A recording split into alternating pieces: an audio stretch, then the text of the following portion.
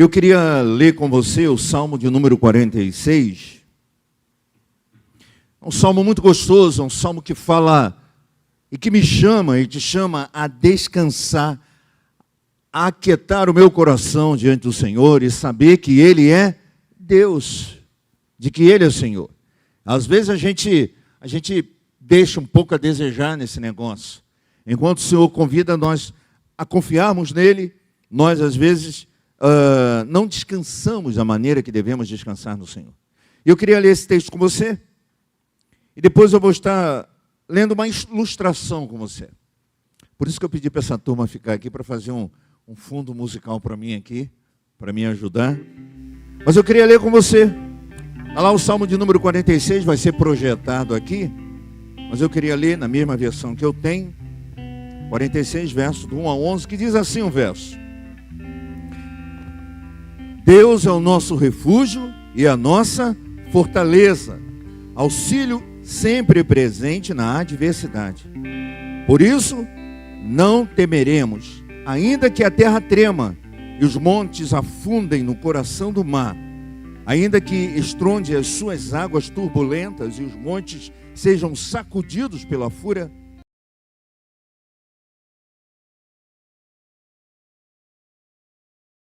Tanto lugar onde habita o Altíssimo, Deus nele está, não será abalado.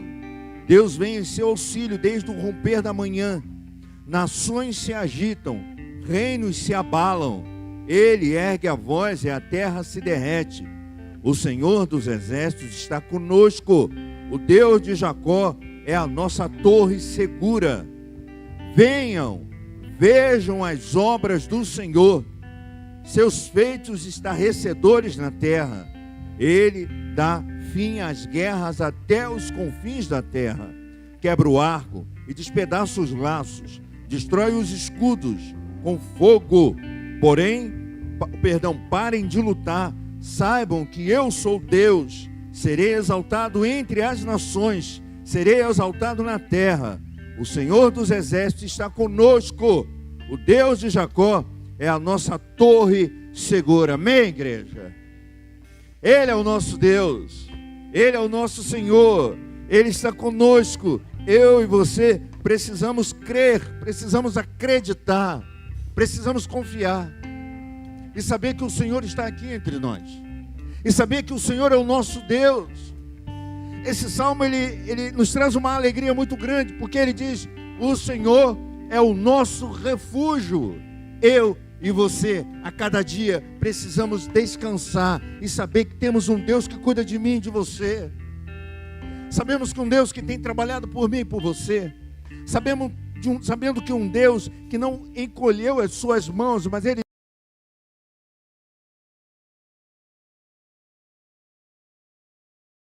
dificuldades, ainda que os problemas, ainda que as adversidades estejam diante de mim e de você, eu e você precisamos crer que o Senhor é minha força e a minha fortaleza, e Ele é o meu escudo grande e meu escudo pequeno. Não há nada que pare diante desse Deus, porque o texto vai dizer que Ele despedaça escudos, lanças. Não há nada que fique de pé diante desse Deus tremendo. Então eu te convido, querido, a descansar e a crer nele. E eu queria ler uma ilustração que diz um pouco disso para mim e para você. Ainda que em meio à luta, ainda que em meio às adversidades, as necessidades, eu e você precisamos crer que Deus é comigo e com você, e que a resposta é dele no tempo dele, porque Ele é Senhor do tempo. A história de Brian, que diz assim: ele quase não viu a senhora com um carro parado no acostamento, mas percebeu que ela precisava de ajuda. Assim, parou seu carro e se aproximou dela. O carro dela cheirava a tinta de tão novinho que era. Mesmo com o sorriso que ele estampava na face, ela ficou preocupada. Ninguém tinha parado para ajudar durante a última hora. Ele iria aprontar alguma coisa, pensou aquela mulher. Ele não parecia seguro, parecia pobre e faminto. Brian então pôde perceber que ela estava com muito medo e disse: eu estou aqui para ajudar, madame. Por que não espera dentro do carro onde está quentinho? A propósito, meu nome é Brian. Bem, tudo que ela tinha era um pneu furado, mas para uma senhora era ruim o bastante. Brian abaixou-se, colocou o macaco, levantou o carro. Logo ele estava trocando o pneu. Mas ficou um tanto sujo, ainda feriu uma das mãos. Enquanto ele apertava as porcas da roda, ela abriu a janela e começou a conversar com ele. Contou que era de São Luís e só estava de passagem por ali. Disse que não sabia como agradecer pela preciosa ajuda. Brian apenas sorriu enquanto se levantava. Ela perguntou quanto devia a ele pelo serviço que ele havia prestado. Qualquer quantia teria sido muito pouco para ela. Já tinha imaginado todas as coisas terríveis, coisas que poderiam ter acontecido caso Brian não tivesse aparecido por lá. Brian não pensava em dinheiro. Aquilo não era um trabalho para ele. Brian gostava de ajudar quando alguém tinha a necessidade. Este era o seu modo de viver e nunca lhe ocorreu agir de outro modo. Então ele respondeu: se realmente quiser me ajudar, me reembolsar, da próxima vez que encontrar alguém que precise de ajuda, dê para aquela pessoa a ajuda que ela precisa. E acrescentou: pense em mim. Ele esperou até que ela saísse com o carro e também se foi. Tinha sido um dia frio, deprimido, mas ele se sentia bem, indo para casa, desaparecendo no crepúsculo. Algumas milhas abaixo, a senhora encontrou um pequeno restaurante. Ela entrou para comer alguma coisa. Era um restaurante tanto sujo, a cena era estranha para aquela mulher. A garçonete veio até ela e trouxe-lhe uma toalha limpa para que ela pudesse esfregar e secar os seus cabelos molhados, e lhe dirigiu um doce sorriso. Um sorriso que, mesmo depois de um dia inteiro de trabalho com os pés doendo, não pôde apagar. A senhora notou que a garçonete estava quase de 8 meses de gravidez, mas ela não deixou a tensão e as dores mudar a sua atitude. A senhora ficou curiosa em saber como alguém que tinha tão pouco na vida podia tratar tão bem a um estranho. E então se lembrou de Brian. Depois que terminou a refeição, enquanto a garçonete buscava o troco para a nota de $100, a senhora se retirou e já tinha partido quando a garçonete voltou. A garçonete ainda queria saber onde a senhora poderia ter ido quando notou algo escrito num guardanapo sobre qual tinha mais 4 notas de $100. Havia lágrimas em seus olhos quando leu o que a senhora havia escrito. Dizia assim: alguém me ajudou uma vez e da mesma forma eu estou ajudando você. Se você realmente quiser me reembolsar, não deixe este ciclo de amor, de confiança terminar em você. Bem, havia mesas para limpar, açucareiro para encher e pessoas para servir. Aquela noite, quando foi para casa e deitou na cama, ficou pensando no dinheiro e no que aquela senhora havia escrito. Como pode aquela senhora saber o quanto ela e o marido precisavam disso? Pensou aquela moça. Com o bebê para os próximos dias, para o próximo mês, como estava difícil, ela virou-se para o preocupado marido que dormia ao lado dela, deu-lhe um beijo macio e sussurrou: tudo ficará bem, meu amor. Eu te amo, Brian. Querido, essa ilustração é muito gostosa. Essa ilustração, ela me remete a esse texto. Ela me remete a esse texto porque, ainda que eu não saiba o que vai acontecer amanhã, Eu e você precisamos crer que Deus sabe. E que Ele tem o melhor para mim e para você. Ainda que eu não saiba o que vai acontecer daqui a pouco, Deus sabe. E Ele tem o melhor para mim e para você. Deus tem o melhor para mim e para você. Por isso Ele me convida e te convida hoje a descansar nele, a ter um coração sossegado diante dEle, a ter um coração depositado diante dEle, a crer que Ele é Deus e é Senhor da sua vida, que Ele é Senhor da minha vida, que Ele é o meu Senhor, porque Ele muda situações que eu e você enfrentamos. É Ele quem muda, é Ele quem tem o controle. Querido, vivenciamos dias difíceis, dias de luta, dias de grandes tribulações. A imprensa revela para mim e para você as ameaças que o planeta vive. Mas eu e você precisamos ter a certeza de que Deus é comigo e com você. Deus é comigo e com você. Agora, por quê? Porque Deus não abriu mão de você. Deus não abriu mão de mim. Deus é um Deus que procura por mim e por você a cada dia. Deus é um Deus que se interessa por mim e por você a cada dia. É um Deus que se relaciona conosco e quer se relacionar comigo e com você, porque Ele sabe da importância que você tem para Ele. Você lembra de Adão e Eva no Éden? Deus se relacionava com ele, Deus vinha no final do dia se relacionar com eles. Deus queria ter relacionamento e intimidade e dizer para eles: olha, eu sou com vocês. É preciso que vocês confiem em mim. Deus é o socorro bem presente em meio à tribulação. Eu, quando li essa ilustração pela primeira vez, há um tempo atrás, eu chorei. Eu chorei. Chorei com essa ilustração, porque eu pensei: Senhor, como que o Senhor cuida da gente? Como que o Senhor cuida de nós?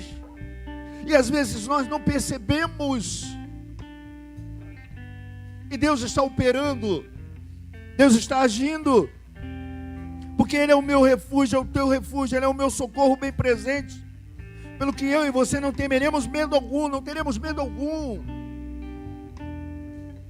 porque eu e você descansamos nele.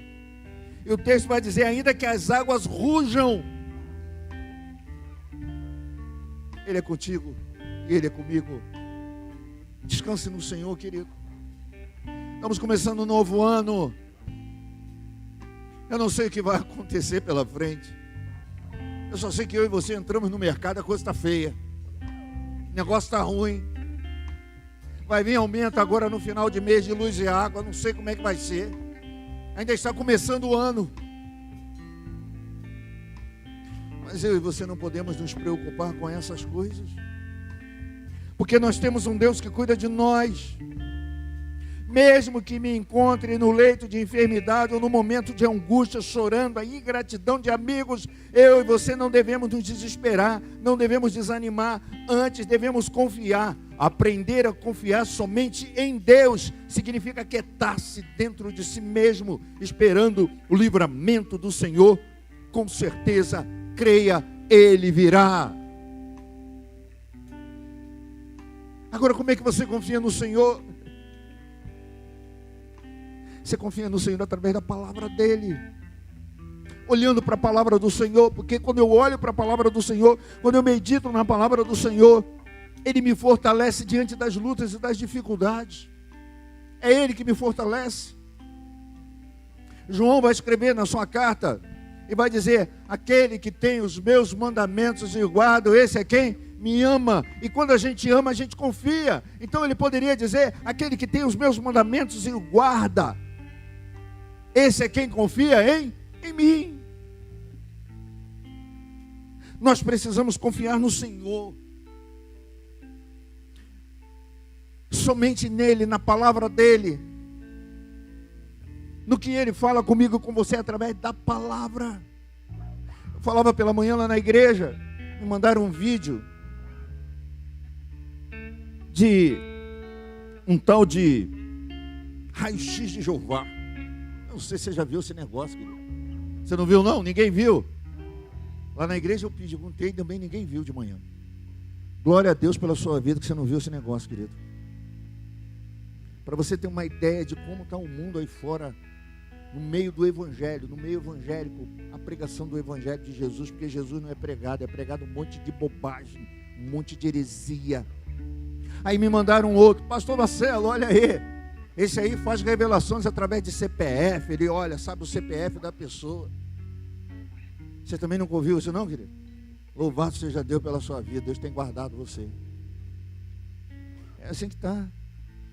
Mas eu te convido, querido, a crer na palavra do Senhor e a confiar nele, e a descansar nele, e saber que ele é o teu Senhor.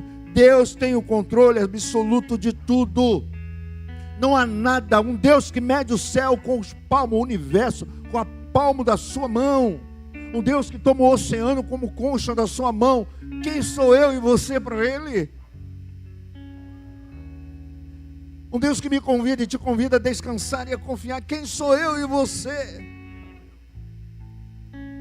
Para um Deus que olha para o profeta Ezequiel, chama ele até o deserto. E quando ele chega no deserto, Deus mostra a Ezequiel, o profeta, o grande profeta Ezequiel. Deus mostra a ele um exército de ossos secos. E Ezequiel de uma sabedoria em Deus tremenda. Deus vira para Ezequiel e fala assim: você confia em mim, né? Em outras palavras. Porque se ele foi até o deserto, porque Deus mandou, porque ele confiava no Senhor. E aí, quando ele chega lá, Deus vira para ele e fala assim: Ezequiel, manda com que esses ossos façam o quê? Vivam. Ezequiel olhou para Deus e falou assim: Senhor, é o Senhor que manda, eu não mando não. Aí Deus fala: então fala com ele. Aí Ezequiel fala com os ossos, e os ossos começam a fazer barulho. Olha aqui, Deus dá vida a ossos secos, que já estavam mortos. Esse Deus fez com que aqueles ossos criassem nervos, criassem carne, tivessem nova vida. É porque Deus soprou de novo o Espírito naqueles homens. Imagine eu e você.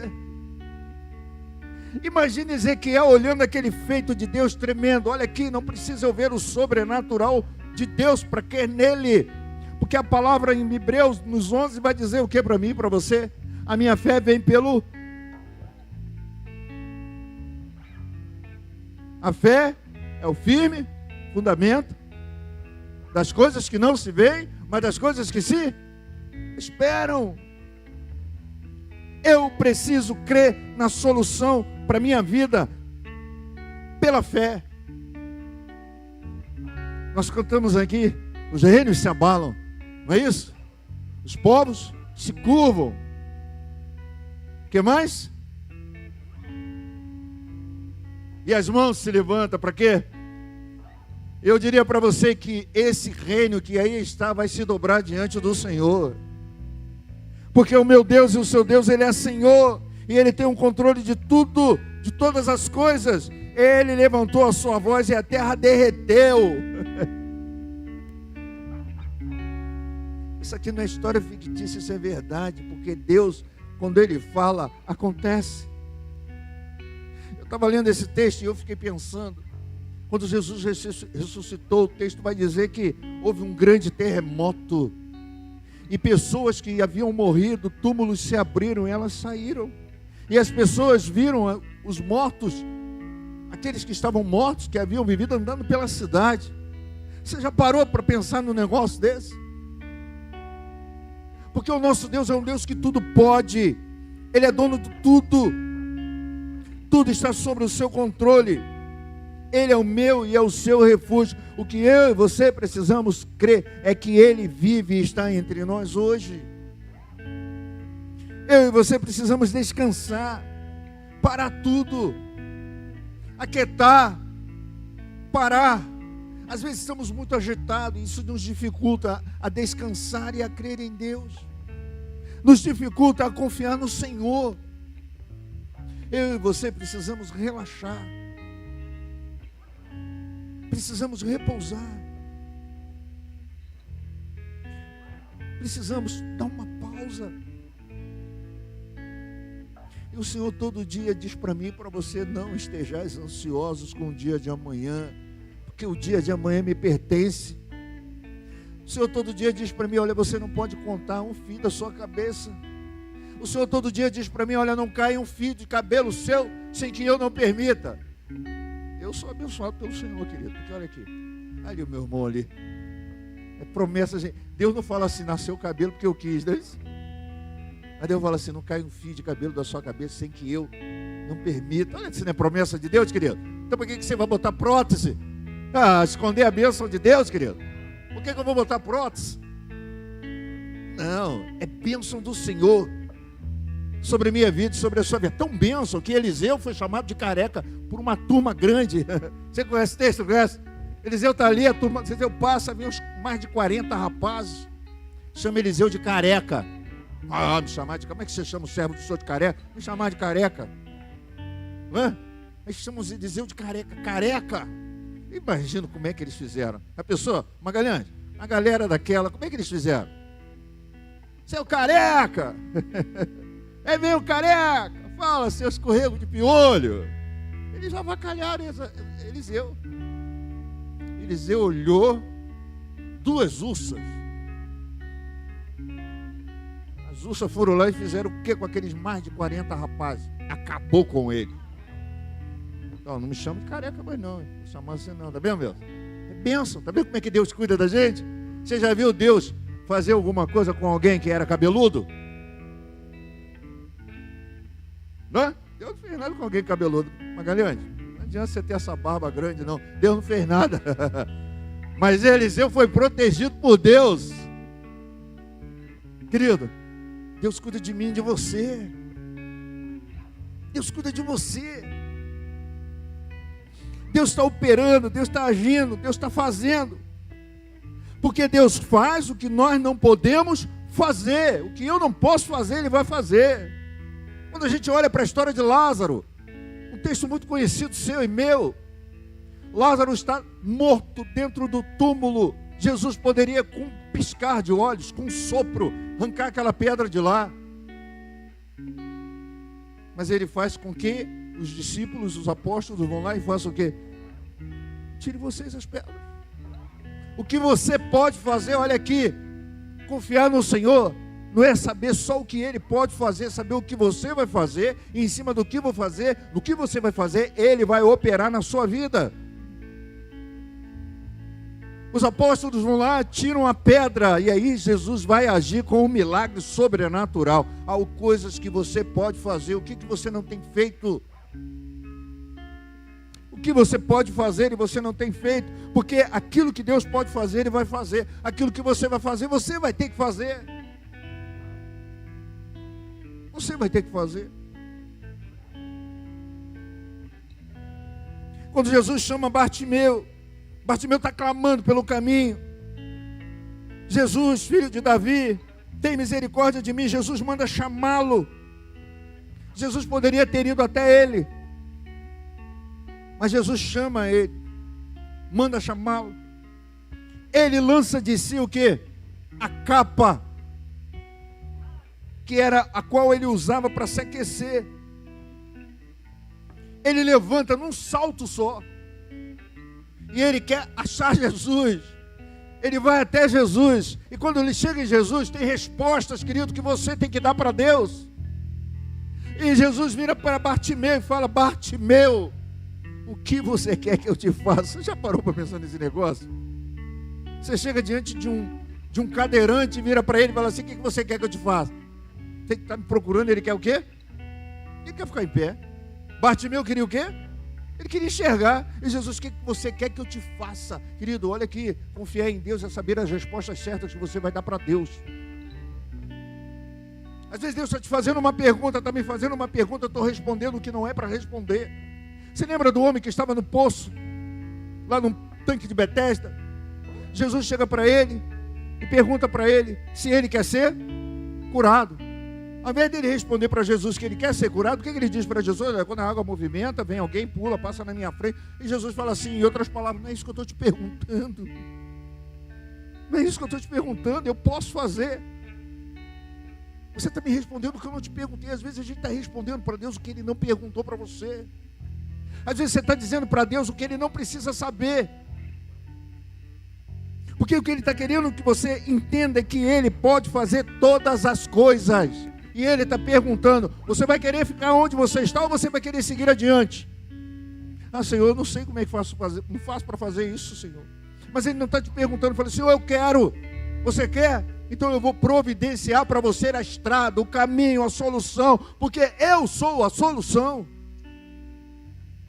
O problema é que nós não respondemos para Deus, dizemos que confiamos nele, dizemos que Ele é o nosso refúgio, a nossa fortaleza, o nosso local seguro, mas eu e você precisamos descansar no Senhor e crer e saber que Ele é Deus, é o Senhor dos exércitos. Esperar em Deus é uma atitude de fé, de entrega, é uma decisão de não forçar os acontecimentos ou situações, mas permitir que Deus atue soberanamente em sua vida, em nome de Jesus. Confiar em Deus é isso, querido. É eu saber que Deus vai operar, é eu saber que Deus vai agir. Eu não sei o que vai acontecer, mas eu sei que Deus é comigo. Você lembra de Paulo e Silas na prisão? Paulo e Silas estão lá na prisão.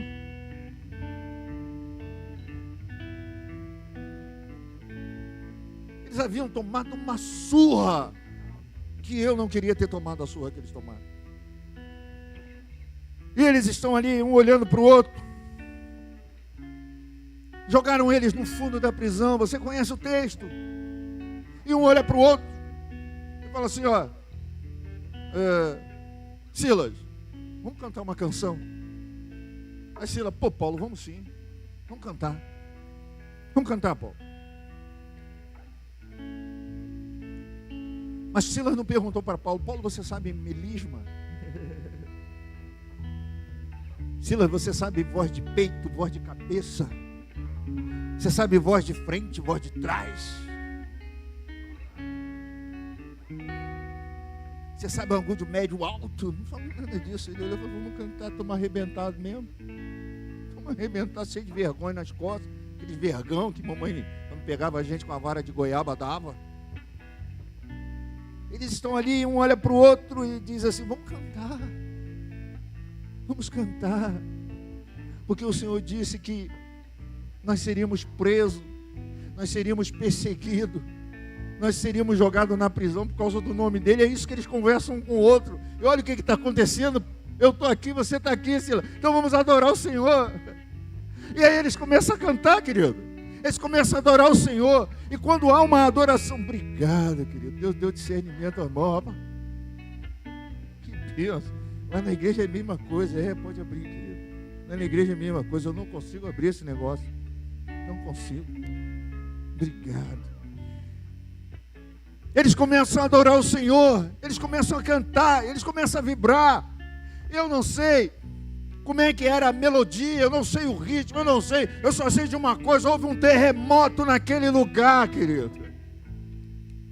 O texto não se interessa em dizer se Silas era afinado ou não era afinado, se Paulo era afinado ou se não era afinado, se Paulo tinha voz bonita ou não tinha voz bonita, se estava no andamento da música ou não.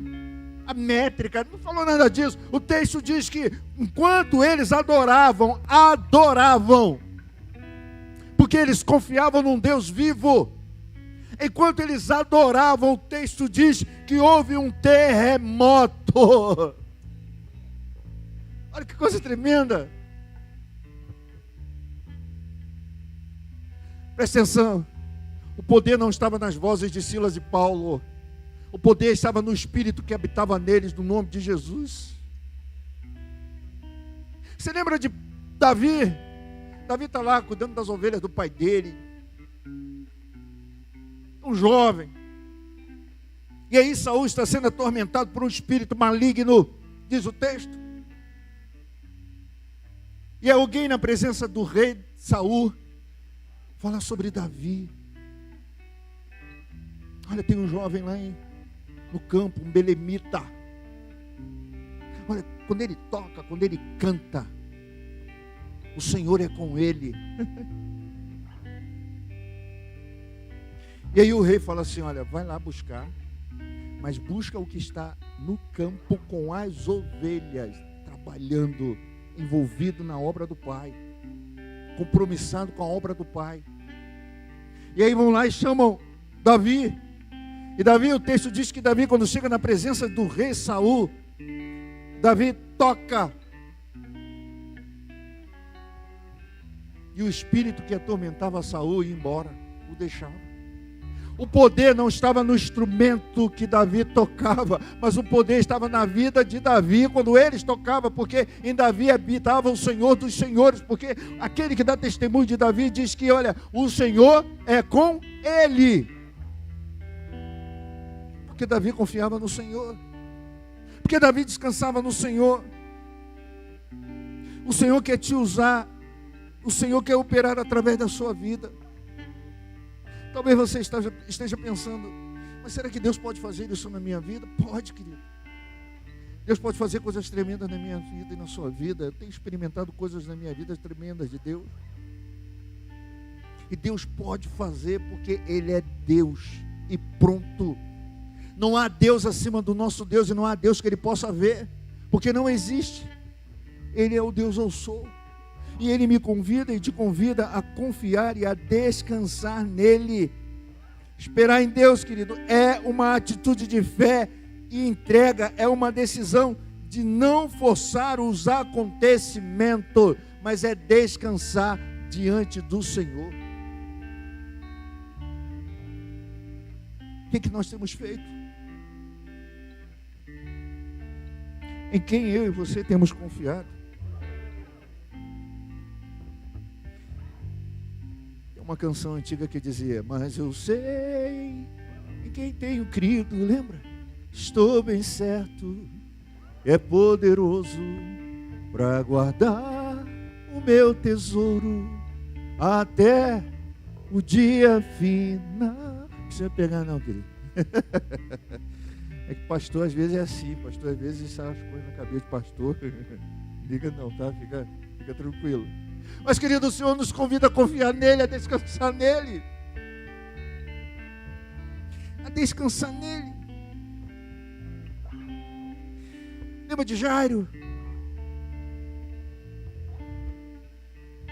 Lembra do chefe da sinagoga, em que a filha deles havia o quê? Morrido. Ele vai ao encontro do Senhor Jesus, chama por Jesus, Jesus está indo para a casa dele. E no caminho vem alguém e diz o que para Jairo? Olha, não adianta não, a sua filha morreu. Jairo se desespera. O Senhor fala para Jairo: olha, calma, confia. Talvez você não sei qual é a resposta que você está esperando essa semana, não sei. Talvez uma prova, talvez uma situação no trabalho, uma enfermidade, eu não sei, mas Deus sabe. Mas Ele te diz essa noite: confia. Confia no Senhor. Confia no Senhor. Ainda que você não sabe o que vai acontecer, Deus sabe o que vai acontecer. Deus sabe o que vai acontecer, porque Ele é Deus. Ele conhece todas as coisas. Ele conhece todas as coisas, basta apenas marchar. O povo de Israel sai do Egito, quando ele está próximo ao Mar Vermelho. O povo olha para trás e vê a poeira do exército de Faraó vindo. Diante do povo estava o Mar Vermelho. Entre o povo e o exército tinha um deserto. O povo vai até Moisés e diz a Moisés: Moisés, você nos tirou do Egito para morrer no deserto. Tinha sepulcro suficiente no Egito para nos enterrar. Olha a mentalidade dele. Deus os traz até aquele lugar com força poderosa nas mãos. Deus de manhã, durante o dia, estava em forma de nuvem. À noite, Deus estava em coluna de fogo diante daquele povo. E o povo chega para Moisés: Moisés, nós tínhamos sepulcro o suficiente. Gente, você acha que num momento como esse eu vou pensar em sepulcro? Olha a mentalidade do povo.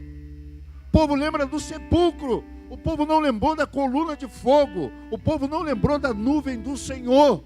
O povo lembrou de estado de morte. O medo, a falta de confiança, a crise emocional vai fazer você lembrar da morte, da luta, da dificuldade. Mas Deus te convida a lembrar-se de vida, porque Ele é vida. O povo lembrou da morte, lembrou do sepulcro, e a vida estava com eles o tempo todo. E aí Moisés vai até Deus. Moisés chega diante do Senhor e fala com o Senhor. Aí Deus olha para Moisés e fala assim: Moisés, por que clamas a mim, Moisés? Por quê? Porque Deus disse que ia tirar, a promessa do Senhor tirar, bastava o povo confiar. Deus diz a Moisés: Moisés, eu não disse a você, e eu não disse para você dizer ao povo que marche. Marche. Olha aqui, Deus mandou você seguir adiante. Deus me mandou seguir adiante, aconteça o que acontecer. Deus está dizendo para Moisés: Moisés, eu disse para o povo marchar. Eu não disse para o povo parar e olhar para trás. Eu disse: povo, marche, siga adiante, porque eu sou o teu Deus. Vocês verão a minha grande mão sobre o Egito. E o povo decide lamentar, porque no Egito tinha sepulcro o suficiente para sepultá-los. O medo nos faz duvidar do Senhor. Não tenha medo, tenha temor a Deus.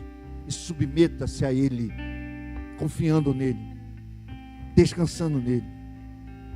Permita que a soberania de Deus seja sobre a sua vida.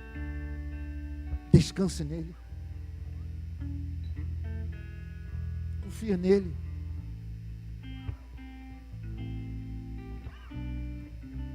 Confia no Senhor, querido. O Senhor te convida nessa noite a confiar nele, a descansar nele, a quietar seu coração nele. Se você tem sonhos, confia no Senhor. Confia nele. Se você tem um desejo no seu coração, o Senhor te convida nessa noite, em nome de Jesus, a colocar diante nele, diante do altar dele.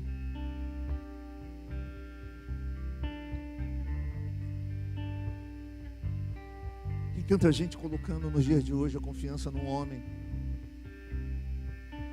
a confiança em tantas coisas e deixando de confiar no Senhor. Mas o Senhor diz: vinde a mim todos vós que estão cansados e oprimidos, e eu vos aliviarei. Ou seja, vem do jeito que você está, confia em mim do jeito que você está, eu vou resolver o negócio. Eu estou aqui para te abençoar, diz o Senhor. Descobrimos, quando confiamos no Senhor, que o livramento virá da parte dele para a minha vida e para a sua vida.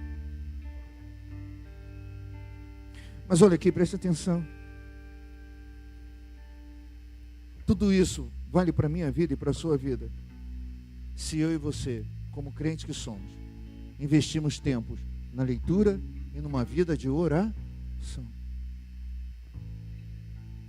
Investimos tempo numa vida de leitura da palavra e numa vida de oração. Aí eu vou crer que, ainda que eu não saiba o que vai acontecer, o Senhor proverá para mim. Porque quando eu confio nessa palavra, invisto tempo na leitura dessa palavra, essa palavra me leva a crer no Deus do impossível.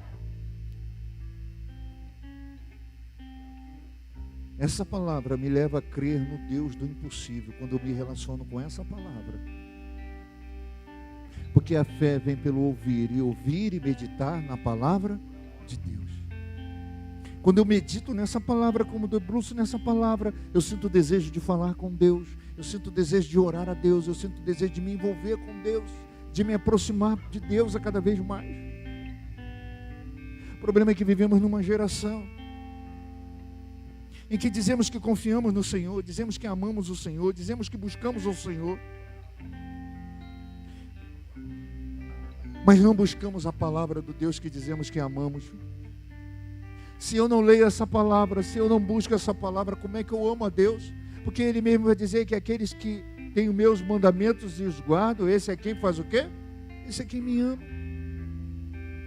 Como é que eu vou confiar num Deus se eu não tenho tempo para ler e meditar nessa palavra? Que se eu guardá-la no meu coração, elas vão me evitar de pecar. É essa palavra. E Deus está dizendo: eu quero estar próximo de você. Eu quero estar com você. Eu quero estar junto de você. Mas como é que eu vou estar junto de você se você não quer estar junto comigo?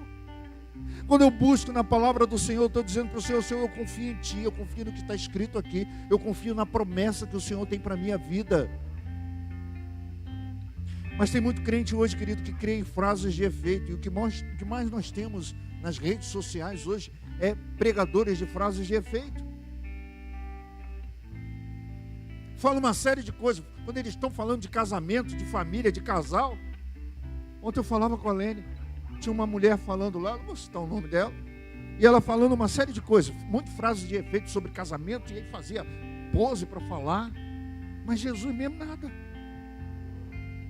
Porque para o casamento o Senhor diz assim, olha, Salmo 127 diz o que? Se o Senhor não edificar a casa, em vão trabalham os que a edificam. Se o Senhor não edificar a casa, em vão trabalham os que a edificam. Se eu edifico a minha casa diante do Senhor, é porque eu confio no Senhor. E eu sei que Ele vai agir, porque Ele vai guardar a minha casa. Ele vai guardar o arredor da minha casa. Ele vai guardar a minha família, ainda que venham as tempestades. Você lembra da casa que Jesus vai dizer? Um constrói a casa sobre a rocha, o outro constrói a casa sobre a areia. Veio o grande temporal. A casa que estava construída sobre a areia fez o quê? Desabou.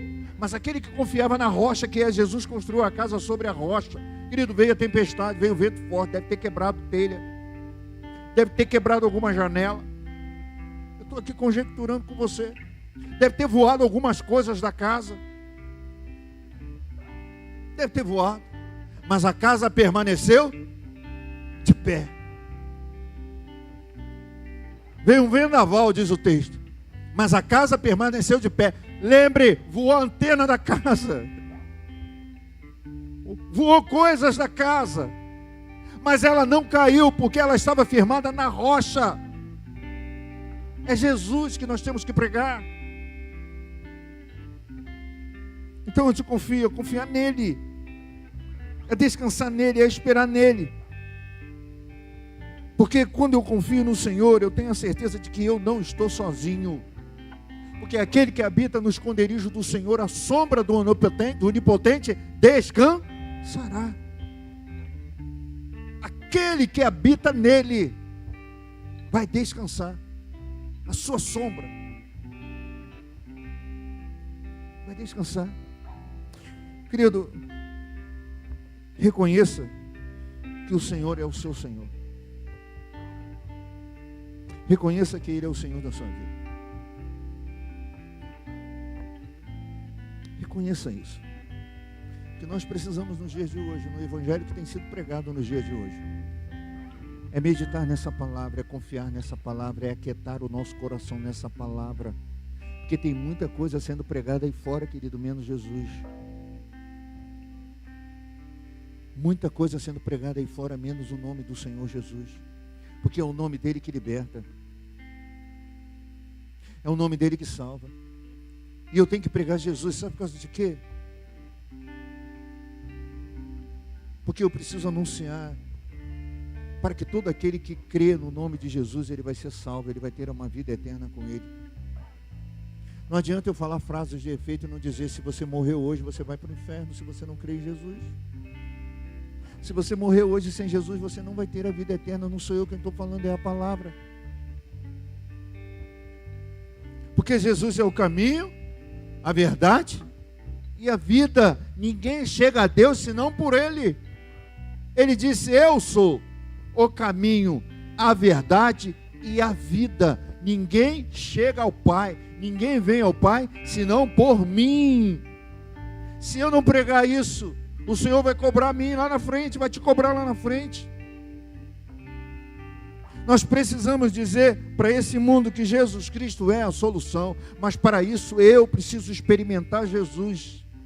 Eu preciso viver Jesus. Eu preciso confiar em Jesus. Eu preciso. Para que o outro possa crer e confiar nele, eu preciso confiar em Jesus. Eu preciso crer no nome de Jesus. E é isso que o Senhor me convida e te convida a cada dia. A descansar nele, a confiar nele e a crer nele. Para que outras pessoas, através da sua confiança, daquilo que você tem testemunhado publicamente, de que Jesus é o Senhor da sua vida, possam crer nele através de você. Crer nele através de alguém que confia de fato e tem descansado no Senhor, tem aquietado o seu coração no Senhor. O desejo do meu coração hoje é que nós saímos daqui com a certeza de que o Senhor é conosco. De que aconteça o que acontecer, o Senhor é comigo e com você. Pedro, depois que os apóstolos voltaram de uma grande missão, o Senhor começa a perguntar para eles: quem dizem que eu sou? E aí eles começam a relatar. E aí Pedro levanta a voz quando Jesus pergunta: e vocês? Pedro diz assim: tu és o Cristo, o Filho do Deus vivo. O mundo precisa me ouvir dizer isso para ele, através da minha vida e através da sua vida, que o Senhor Jesus é o Cristo vivo de Deus. Quem eu e você temos anunciado, querido? Com as nossas atitudes, com as nossas vidas, por onde nós passamos. Quando o mundo olha para mim e para você, quem ele vê? Quem ele vê quando ele olha para mim e para você? Alguém que de fato descansa e confia num Deus vivo? Ou é um colega de trabalho que está nos dando conselho? Que está dizendo para eu ter forte, para eu confiar? E Jesus habita em mim e em você. Eu te convido nessa noite a sair daqui desse lugar e mostrar para o mundo que o Senhor Jesus habita em você, de que Ele faz morada em você. Porque em Atos dos Apóstolos vai dizer que o céu é o meu trono, a terra é onde Ele firma os seus pés, o estrado dos seus pés. Mas o Senhor pergunta a seguinte coisa: em que casa me edificarei? O Senhor quer se edificar em você, mas para isso você precisa confiar nele, descansar nele e saber que Ele é Deus, e saber que Ele é Senhor na sua vida. E Ele quer fazer isso a partir de hoje, na minha vida e na sua vida. Você está disposto a fazer isso, querido? Que possamos estar dispostos a glorificar o nome do Senhor. Os irmãos lá na carta de Efésios, capítulo 1, do verso 1 ao verso 15, Paulo fica sabendo da atitude de fé e amor daquele povo. Como aquela igreja estava encantando aquela cidade com seu testemunho de confiança no Senhor. E o texto vai dizer lá que Paulo dá glórias a Deus pela vida daqueles irmãos. Não sei se você conhece o texto, depois você lê. Paulo dá glórias a Deus pela vida daqueles irmãos, porque eles estavam vivendo em Cristo a confiança que eles tinham, testemunhando em vidas, estavam encontrando o Senhor. Olha aqui, Deus não vai mandar descer um anjo do céu para pregar o evangelho no meu lugar e no seu, porque esse privilégio foi dado a eu e a você, não foi dado aos anjos, não. Pregar o evangelho foi um privilégio dado aos homens, não aos anjos. Os anjos só vieram aqui anunciar a Maria as boas novas de que ela seria mãe e daria a luz ao Emanuel. Os anjos foram no campo avisar aos pastores que as boas novas haviam chegado até eles. Os pastores, os reis magos, os magos, eles vão ver a estrela e eles vão entender que o Messias vai nascer. Mas pregar o evangelho é eu e você que temos que pregar. Mas para que eu pregue alguém que eu creio, eu preciso demonstrar confiança nele. O Senhor te convida a pregar o Senhor Jesus de forma a confiar no nome dele de maneira incomparável. Porque, como nós lemos nessa ilustração, ainda que você não saiba o que vai acontecer, eu quero que você saiba que Ele é Deus e Ele não mudou. E Ele continua sendo Deus. E Ele está aqui comigo e com você.